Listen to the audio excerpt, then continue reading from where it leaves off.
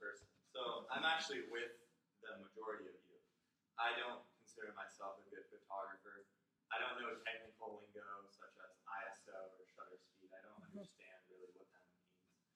But the one thing I can do is shoot with a GoPro. So most of us know what a GoPro is. The picture that I'm about to show you right now was taken with a GoPro, although it was taken from a height of around. That's me. Yay. You just push escape because you have to leave it like that. Okay, well, building up to my foot, wherever it just went.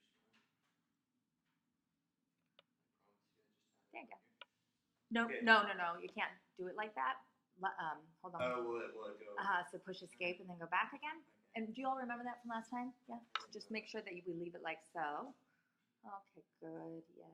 All right, there you go. Does that make sense, everybody? Don't make it full screen. Okay, hon. Continue. Okay, going back to my photograph right here. This was taken at around 1,000 feet, which is a little bit more than half a mile. This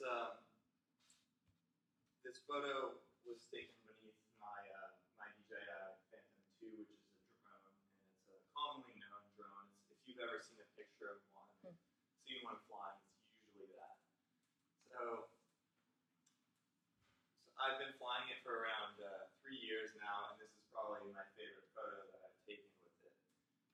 But what I'm going to talk about in this photograph is how it shows contrast. Now it shows contrast in both the visual elements, which I'll speak about, and then it also shows contrast that is not actually in the photograph. It has to do with drone photography as a subject. So to start off, I'll speak about the visual elements that make this photo contrast. You can see the obvious lights, the street lights, the residential homes, everything that's down there contrasting with the dark background.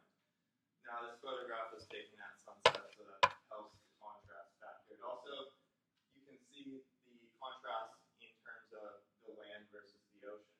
Now it's very simple contrast, but one of the few things that people might not see in this photograph is that down in the left lower corner, you'll see a difference in the street lights. Now the street lights are more staggered, and then they become a little bit more intense as you go up. You can see the divide between the counties of Los Angeles and Malibu. Malibu has a denser amount of street lights. But going back to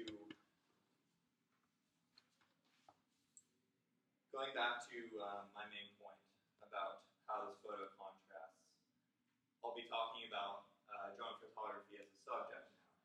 It's a hot topic for today. A lot of people hear on the news that a drone will get close to a commercial airliner or something, and they'll get all scared. And so there's kind of a negative connotation that goes with drone photography, but there's also a positive side. I mean, that's a decent photograph, I'd say. I'm, again, not much of a photographer, but having a drone certainly does help. So I've had an experience with different types of people that have come up to me and asked me, like, how far can the drone fly, or what's the capabilities of it, how fast can it go, all sorts of things. But I've also had those people that have come up to me and been very frustrated for some odd reason. I would call them uneducated.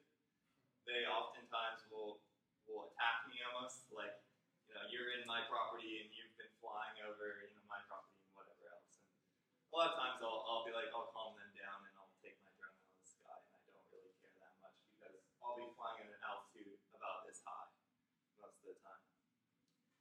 But to conclude, I've spoken about contrast in this photograph while describing the visual elements, such as the light. And I've also spoken about the contrast having to do with drone photography as a subject. So I don't consider myself a good photographer, but today's technology allows all of us to make breathtaking photos. Thank you.